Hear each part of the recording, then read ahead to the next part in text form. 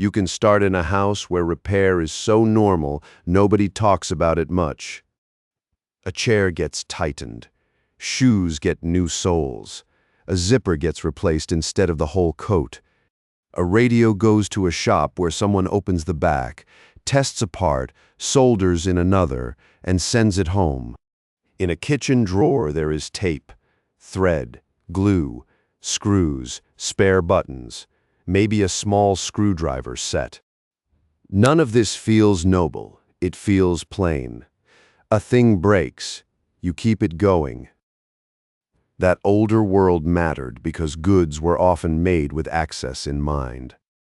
Panels came off, batteries could be swapped, standard screws meant ordinary hands could get inside.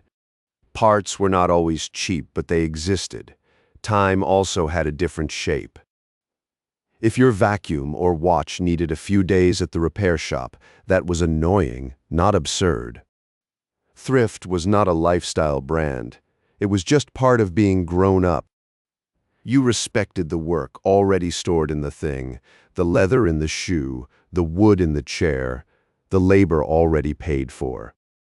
Keeping it alive showed competence, not eccentricity. Then the turn began inside the object. You can feel it in your hand. The old device invited opening. The new one warns you away. Screws become hidden clips, then glue, then sealed cases. Batteries are tucked under adhesive strips. Parts are shaped for one model and vanish when next year's model arrives. Manuals that once helped independent repair start to disappear behind service networks, passwords, or simple refusal. In the 2010s, this became obvious with phones and laptops. A battery, once a small routine part, became something you needed heat, patience, and special tools to reach. This was not only about smaller electronics, it was a design choice about who gets to touch the inside of a thing. A vacuum built like a sealed promise, a coffee maker held by odd fasteners, a shirt made so cheaply that alteration costs more than replacement. Each one teaches the same lesson. Repair is now outside the main sale. The product is sold as a finished moment, not as a long relationship. Vance Packard saw this coming in The Waste Makers in 1960 when he wrote about a culture being trained toward disposal. What changed later was how fully that logic got built into everyday goods. Once design made repair harder, price finished the job. A factory can stamp out thousands of toasters, shirts, or kettles at tiny cost per unit. Global shipping spreads those goods everywhere. But repair happens locally, and local time is expensive. If a skilled worker charges even modest shop rates, 1 hour can cost more than a new toaster from a big box store. So the market creates a strange flip. Throwing away the object feels wasteful, but paying to fix it feels foolish. This is not because you became careless. It is because labor and materials moved in opposite directions. Cheap goods got cheaper through scale, distant production, and thin margins. Skilled time did not. Economists call this a relative price shift.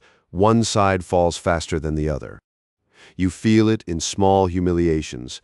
The shirt is not worth altering. The lamp is not worth rewiring. The blender jar cracks, and the replacement part costs half the price of a whole new blender. The price tag quietly eats the toolbox. Then convenience changed your judgment. Fewer neighborhood repair shops, more big retail, faster delivery, easier returns, busier days. Now imagine the choice after a handle snaps or a screen cracks.